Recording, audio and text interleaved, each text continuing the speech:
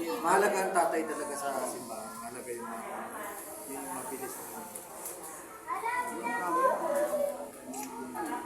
Saka, pag yung tatay kasi ay, yung tatay ay born again, pero may mga pamilya rin, kasama nila yun.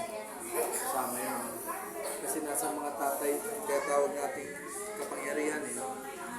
Kahit sa pamilya, gagamit talaga yung power ng tatay. Isa karamihan, pag tatay ay mga mananampalataya, kasi nadadala yung mga anak talaga.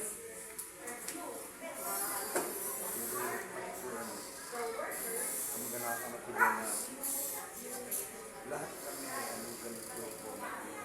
Yung tatay nila, ayaw. Hindi po lang sa dati-dati kasi ngayon po lahat kami rin sinistira niya pero hindi ako sumunod sa kanya. Ngayon, ang anak na niyang kasama